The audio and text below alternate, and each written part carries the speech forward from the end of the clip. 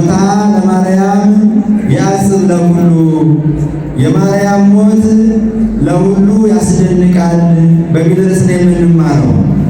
የማርያም ሞት በሉ ለሁሉ ያስደንቃል። የማርያም ሞት ሁሉን ያስደንቃል። የማርያም ሞት ለሁሉ ያስደንቃል። የተናገረው ሊቁ ቅዱስ ያሬድ ነው። ቅዱስ ያሬድ ሁሌም እንደምንናገረው ለኢትዮጵያ ቤተ ክርስቲያን ጌጧ ውበቷ ነው።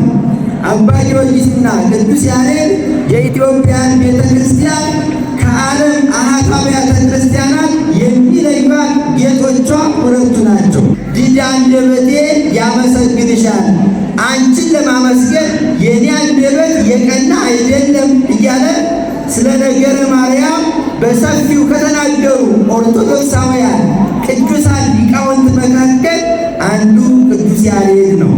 እሱ ስለዚህ ሲናገር ሞታ ለማርያም ያስብ ለሁሉ የእመቤታችን ሞት ሁሉን ያስደንቃል ብሎ ተናገረ።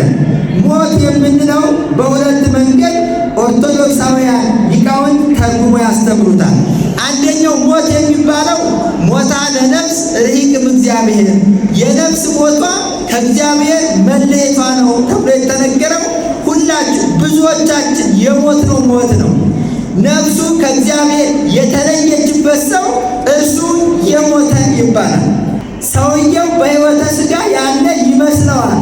ነገር ግን ፈቃዱ ከፈቃደ እግዚአብሔር የተለየ ስለሆነ ሕይወቱ በብርሃን በክርስቶስ የማይመላለስ ከሆነ ይህ ሰው የሞተ ይባላል። የነፍሳችን ከእግዚአብሔር መለየት ሰውየው የሞተ እንዲባል ያደርገዋል ማለት ነው። አንደኛው የሞት ትርጉም ይመናል ልትይዙት የሚገባው እኔ ሕያው ነኝ ምውት ነኝ የሚለውን የምንለይበት ነፍሳችን ከእግዚአብሔር ተለይታለች ወይ ነው። የተለየች ከሆነች በሕይወተ ሥጋ ቢንቀሳቀስም እንደ እንስሳ እንደ እጽዋት በዚህ ዓለም እንዲያሉት ሆኖ ነው እንጂ እንደ ሕያዋን እንደ መላእክት ሕያው አይደለም። ስለዚህ ብዙዎቻችን ነፍሳችን ከእግዚአብሔር የተለየች ከመሆኑ የተነሳ በመንፈሳዊው አጠራር ሙታን ተብለን እንጠራለን። ሙታን ማለት የተገነዙ ማለት ብቻ አይደለም። የማይበሉ ማለት ብቻ አይደለም። የተቀበሩ ማለት ብቻ አይደለም። የነፍሳቸው ፈቃድ ከፈቃድ እግዚአብሔር ተቃራኒ የሆነባቸው ሰዎች የሞቱ ናቸው። ይህን ሰው ይገባል። ኦርቶዶክሳውያን የነፍሳችን ፈቃድ ምንድን ነው? ፈቃዷ ዕለት ዕለት የምናደርገው ከፈቃድ እግዚአብሔር የተለየ ነው ወይስ የእግዚአብሔርን ፈቃድ ነው የምናደርገው? ከእግዚአብሔር የተለየች ነፍስ እንደዚህ ስለሆነች ማለት ነው። ሁለተኛው ሞት የምንለው ከሥጋ የነፍስን መለየት ነው። ይሄኛው ሞት ወኢይሬኢ ብርሃነ እስከ ለዓለም ለዘላለም ብርሃነ ፀሐይ ላያይ ወደ ተወለደበት ቦታ ላይመለስ ስለ ምድራዊ ነገር ላይካሰስ እግዚአብሔርን ቅሉ ዝናብ አዝንብልኝ ብሎ አይለምነውም የሞተ ሰው ስለተለየ ማለት ነው። ቤቴ ጠበበ ብሎ ቤቴን ላስፋው አይልም ነፍሱ ከሥጋው የተለየች ሰው። ልጆች አለቀሱ ብሎ ወደ ልጆቹ አይመለስም። ከልጆቼ ጋር በዓልን ላሳልፍ ብሎ አይመለስም። የዚህ ዓለም ፈቃድ የለውም የሞተ ሰው ነፍሱ ከሥጋ የተለየች። ይህ በያዕቆብ ዘስሩግ አነጋገር ሰውን ሊያስጨንቅ የሚገባ ከሄዱ በኋላ መመለስ የሌለበት ነገር ነው። ስለዚህ ኦርቶዶክሳውያን ሞት አለ፣ የነፍስ ከሥጋ መለየት አለ። ከሞት በኋላ ንስሐ መግባት የለም፣ መቁረብ የለም። ነፍሱ ከሥጋው የተለየች ሰው ሦስት ዓለም ስለሌለ ከሁለቱ ዓለማት በአንዱ ዓለም ብቻ ነው የሚገባው። ወይ ወደ መንግሥተ ሰማያት ይገባል፣ ወይ ወደ ገሃነም ይገባል። አንዳንድ ሰዎች ምን ይላሉ? አንዳንድ ሰዎች እኛ መንግሥተ ሰማያት ባንገባም ገሃነም ካልገባን ይበቃናል ይላሉ። ገሃነም ማለት መንግሥተ ሰማያት አለመግባት ማለት ነው። ሦስት ቦታ የለም። ይፈጠረ በእንቲአከ ሰለስተ ዓለማተ ነግሎ ማሪሳይ ሦስት ዓለምን አልፈጠረ አይደለም እግዚአብሔር። ሁለት ዓለምን ነው የፈጠረው፣ ወይ ገሃነም ነው ወይ መንግሥተ ሰማያት ነው የምንገባው። እግዚአብሔር በቸርነቱ ለመንግሥቱ ያብቃል።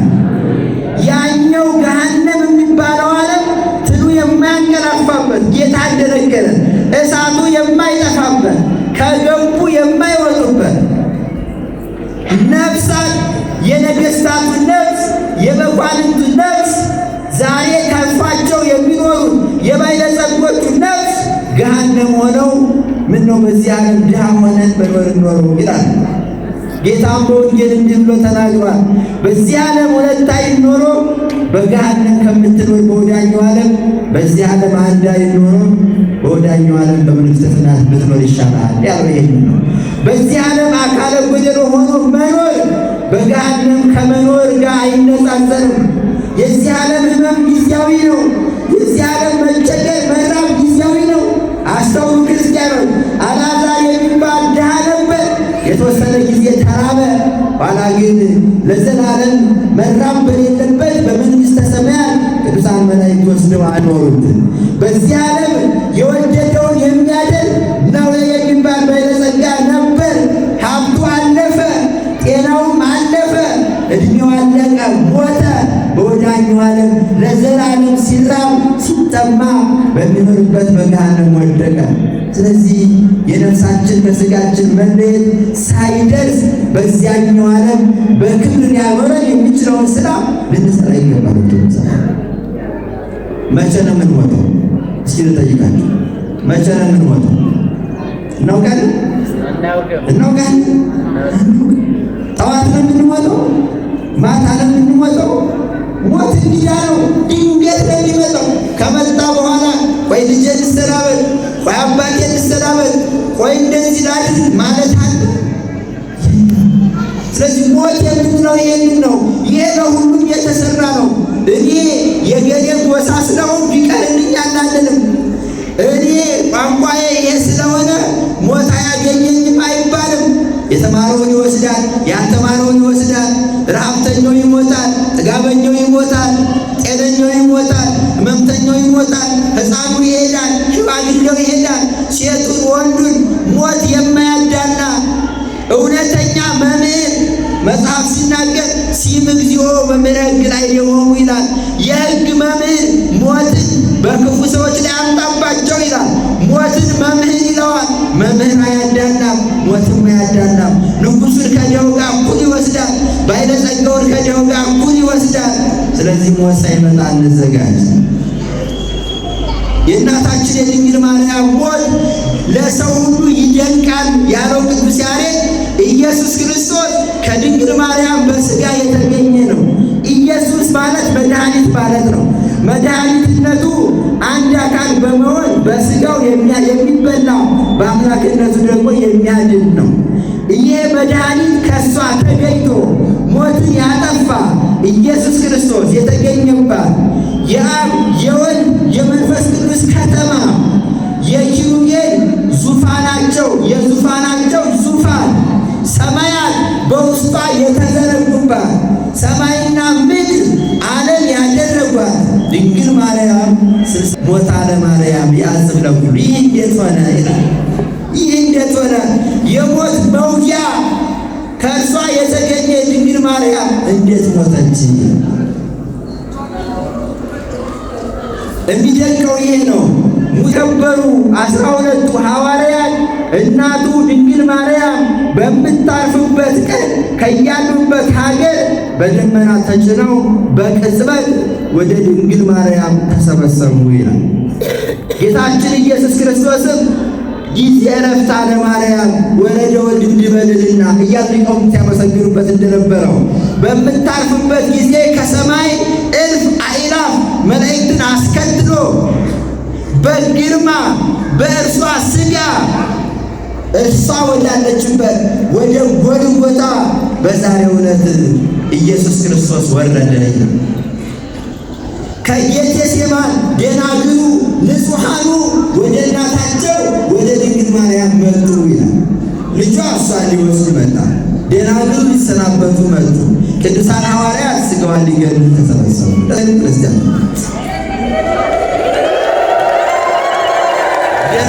ድንግል ማርያምን የመሰለ እናት በሕይወተ ሥጋ ስትለያቸው እውነት ያስለቅሳል።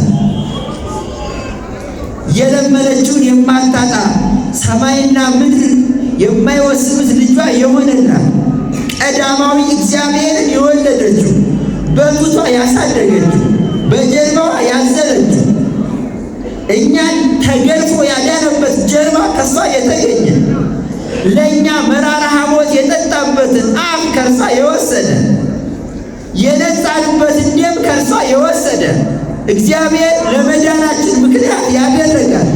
ያችኛዋ ሔዋን ዕፀ በለስን ቀጥፋ እንድንሞት ብታደርገን ይችኛዋ ሔዋን ግን መስቀልን ይዞ የሚያድነን ክርስቶስን ያስገኘችልናል። ክብር ለስሙ ይሁንልን።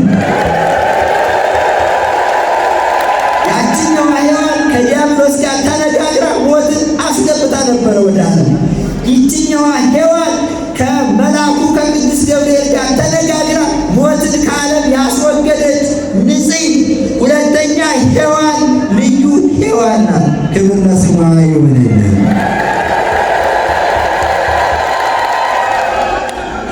ድንግል ማርያም ይህች ናት ለዘላለም በልጇ ቀኝ በክብር ሆና እንድትኖር ከዚህ ዓለም ከሚያልፈው ዓለም ወደማያልፈው ዓለም ያሳርፋል። በዛሬው ዕለት በክብር እግዚአብሔር ተገለጠ። እግዚአብሔር እንኳን የወለደችውን አንድ ቀን ያገለገሉትን የማይረሳ ኦርቶዶክሳውያን ጌታ በወንጌል ምንድን ነው ያለው? በደቀ መዝሙር ስም ቀዝቃዛ ውሃ የሰጠ ምኑ አይጠፋበትም ነው ያለው። ዋጋው አይጠፋበትም ማለት ቀዝቃዛ ውሃ በማን ስም? በደቀ መዝሙር ስም የሰጠ ቀዝቃዛ ውሃ።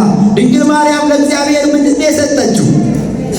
ሥጋዋን የሰጠችው፣ ሕይወቷን የሰጠችው። ማኅፀኗ ዓለም ሆነው ጀርባዋ ዙፋን ሆነው በአብራኳ ታቀፈ፣ በጭኗ ታቀፈ። እማዬ እያለ ማርያም እያለ በዚህ ስም አፉን ፈታ። ክርስቶስ ወደዚህ ዓለም ሲመጣ እንግዲህ ተቀባይ ሆነች። ሁሉ ሲበድል ያለመበደል በንጽሕና ሸብርቃ ተገኘችለን። ታዲያ የድንግል ማርያም ዋጋዋ ምንድን ነው? የልጇ ቀኝ ነው እንጂ ክብር ነው እንጂ መንግሥተ ሰማያት መለዋ ናት እንጂ ሰማይና ምድር በሙሉ ነው እንጂ የድንግል ማርያም ዋጋዋ ምን ተብሎ ይቆጠራል? ድንግል ማርያም ብሎ የተማጸነን እግዚአብሔር ይምረዋል። ዋጋዋ ይሄ ነው እንጂ ቀዝቃዛ ውሃ እንደሰጠ እንደ አንድ ዘካሪ በበረሃ እንዴት ተጋደለ፣ እንደ አንድ መነኩሴ መከራ እንዴት ተቀበለ፣ እንደ አንድ ሰማዕት ነው የድንግል ማርያም ዋጋ። እንደዛ የድንግል ማርያም ዋጋ አይደለም። በሔዋን የመጣው የሴቶች መርገም በድንግል ማርያም በኩል ስለራቀ የድንግል ማርያም ዋጋዋ መርገምን ከሰው ማራቅ ነው። በረከትን ለሰው ማደል ነው። ለሰው ሰላምን መስጠት ነው። ለሰው ድነትን ማደል ነው። የድንግል ማርያም ዋጋዋ ይሄ ነው። በዛሬው ዕለት ክርስቶስ በልዕልና ተገልጾ ለእናቱ የሰጣት ይሄ ነው። ዘፀውዐ ስመኪ አለ ስምሽን የጠራውን ወዘገብረ ተስካረኪ መታሰቢያሽን የሚያደረገውን እምርልሻለሁ ብሎ ኪዳን ሰጣት። ክብር ለስሙ ይሁን። የአምላክ እናት ብሎ የጠራ ድንግል ብሎ የጠራ ዘላለማዊ ድንግልናዋን ያመነ ኢየሱስ ክርስቶስን አዝራ ማሳደጓን ያመነ በእርሷ ምክንያት ድኅነት መደረጉን ያመነ ዳግሚት ሔዋን መሆኗን ያመነ በዛሬው ዕለት እንደሚማር ልጇ ኢየሱስ ክርስቶስ በሥጋ ተገልጾ በጎልጎታ ይህንን ታላቅ ኪዳን ሰጣት። ክብር ለስሙ ይሁን። አንተ ሥጋ ከኔ ሥጋ የተከፈለ ነው፣ እንዴት በእኔ እንደዚህ ያለ ሞት ይመጣል ብላ ጠየቀች ድንግል ማርያም። ይህ በድንግል ማርያም ሊሆን ይችላል? አይችልም።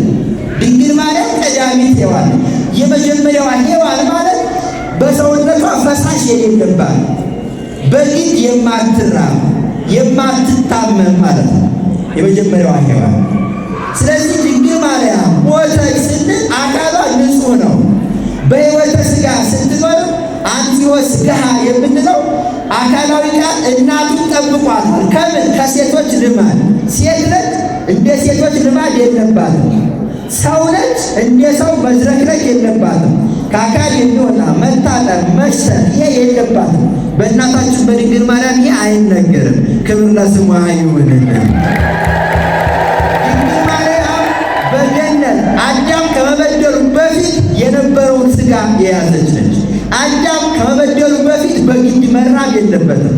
ሔዋን ዕፀ በለስን ከማድማቷ በፊት መድማት የለባትም። የሰማችሁ ነው? የሰማችሁ ነው? ቃሉ ጋር ናቸው። እግዚአብሔር ከሁላችን ጋር ይሁን። ዕፀ በለስ ከመፍሰሱ በፊት በሴቶች ደም መፍሰስ የለም። ዕፀ በለስ ከመቆረጡ በፊት በሰዎች ሥጋ በግድ መራብ የለም። አዳም 7 ዓመት በገነት ሲኖር ተርቦ የበላበት ጊዜ የለም። ቢበላም በሰውነቱ ቀልጦ ይቀራል እንጂ ከሰውነቱ የሚወጣ የለም። ንጹሕ የሆነ ጽዱል ብሩህ የሆነ ምውት የሆነ አካል ነው ያለው። የድንግል ማርያም አካል ያ አካል ነው። የጥንት አበሳ አላገኛትም የምንለውም ለዚያ ነው። ንጽሕት ዘር የምንላትም ለዚያ ነው። ስለዚህ በዛሬው ዕለት ነፍሷ ከሥጋዋ ሲለይ አራቱ ባህርያት ሳይለያዩ በሥጋዋ መለወጥ በሥጋዋ መፍረስ ሳይኖርበት ነፍሷ ከሥጋዋ ተለይቶ ቅዱሳን ሐዋርያት ሥጋዋን እንዲህ አይሁድ ሕግ በክብር በአማረ በጣፈጠ ሽቱ ገንዘው በዛሬው ዕለት የድንግል ማርያም ሥርዓተ ግንዘት ተደረገ። ክብር ለስሟ ይሁንልን። ቅዱስ ያሬድ የሚያደንቀው ይህንን ነው። የማርያም ሞት ለሁሉ ይደንቃል። ሞትን የገደለውን ወልዳ ነፍሷ ከሥጋዋ ተለየች። ኢየሱስ ክርስቶስም ለጥያቄዋ እንዴት ሞታለሁ ስትለው አንቺ በመሞትሽ ብዙ የሚድኑ ነፍሳት አሉ ብሎ ነፍሳትንም እንዳሳያል መጽሐፍ ይናገራል። እነዚህስ በእኔ ምክንያት የሚድኑ ከሆኑ አለች ርሪት እናታችን አንድ ጊዜ ሳይሆን 7 ጊዜ ልሙትላቸው ብላ ነፍሷ ከሥጋዋ እንድትለይ እንደዚህ ነው። ፍቅር እስከ ሞት ነው። ልጇ እስከ ሞት አለ ሊወደድ እስከ መቃብር አለ ሊወደድ እሷም እንደዚህ የሚድኑ ከሆኑ እኔ ብዙ ጊዜ ልሙትላቸው አለ። ድንግል ማርያም ዛሬም እንደዚህ ናት። ዓመቱ በነሐሴ እንደምንረዳው ተዋህዳ ነፍሷ ከሥጋዋ አድርጋ ዛሬ በልጇ ክብር በእግዚአብሔር በክብር እናቱን አስቀምጧታል። ክብር ለስሙ ይሁንልን። ድንግል ማርያም ያን ጊዜ ትሰማ ከነበረው የበለጠ ዛሬ ትሰማለች። ለምን? ቅዱሳን በክብር ላይ ክብር ሲጨመርላቸው ነው የሚኖሩ። ጸጋዋ ዕለት ዕለት እስከ ዘላለም ድረስ ሲጨመርላት የሚኖር ዕለት ዕለት የምትሰማ ዕለት ዕለት ለተቸገሩት የምታዝን ንጽሕት ርሪት እናት ናት። ክብር ለስሟ ይሁንልን። ቅዱስ ያሬድ እንዲህ ይላል፣ ዘእንበለ ዘር ሰረጸ ያለ ወንድ ዘር ከእርሷ ተገኘ ወኢኀፈረ ተወልዶ ብእሲት እንዘ አኀዜ ኩሉ ኃይለ ኩሉ ፍጥረት የሁሉ ኃይል ሲሆን ሁሉን በእጁ የያዘ ሲሆን እርሱ ከእርሷ መወለድን ድንግል ማርያምን እናቴ ማለት አላፈረም ይላል። ክብር ለስሙ ይሁንልን። ዘሰምዐ ሰማየ እምድንግል አስተርአየ ሰማይን የዘረጋ እርሱ ኢየሱስ ክርስቶስ እምድንግል አስተርአየ ከድንግል ተወልዶ በሥጋ ተገለጠ። ወላዲቶ ኪያሃ ረሰየ እሷንም እናቱ አደረጋት ብሎ በዛሬው ዕለት አስተርእዮ የሚባለው ይህ ነው። እግዚአብሔር ወልድ በሥጋ የተገለጸበት ዘመን ስለሆነ እናቱን ለማክበር ከሰማይ ወርዶ በግርማ የተገለጸበት ስለሆነ ሰማይን የዘረጋ ከእርሷ የታየ ኢየሱስ ክርስቶስ በዛሬው ዕለት እናቱን በክብር አሳረፋት ይላል። በመጨረሻ ቅዱስ ያሬድ ምን ይላል? ንግበር ተስካራ ለማርያም እንተ እምኔሃ ተወልደ እግዚኡ ለአዳም የአዳም ፈጣሪ ከእርሷ የተገኘ ድንግል ማርያም የሰማችሁ ነው። የአዳም ፈጣሪ ከማን ተወለደ? ከማን ተወለደ? ከድንግል ማርያም። ምነው ዝም አላችሁ? ከማን ተወለደ? የሔዋን ፈጣሪ ከማን ተገኘ? በሥጋ። የአብርሃም ፈጣሪ ከማን ተገኘ? የኤርትራን ባሕር የከፈለውን ማን ወለደችው? እስራኤልን መና የመገበውን ማን ጡት እያጠባ አሳደገው? በዚህ የተራዳት ሌላ ሴት አለች? በዚህ አገዛዝ ሌላ ሰው ነበር? አልነበረም። ክብር ለስሟ ይሁንልን።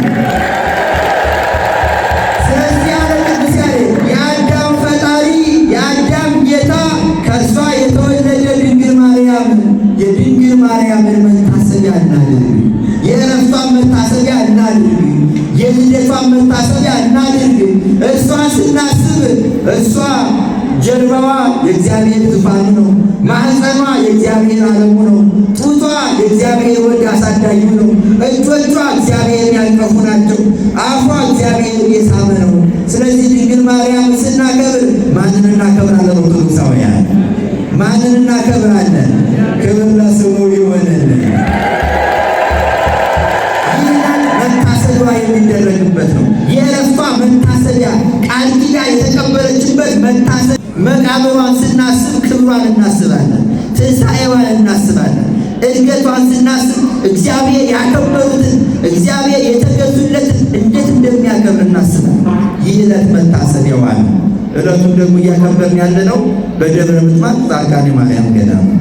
ጻድቃኔ ማርያም አንዳንድ አሁን በቅርቡ ቲክቶከሮች እየገነቧቸው ያሉ ገዳማት አሉ። ታውቃላችሁ አይደል?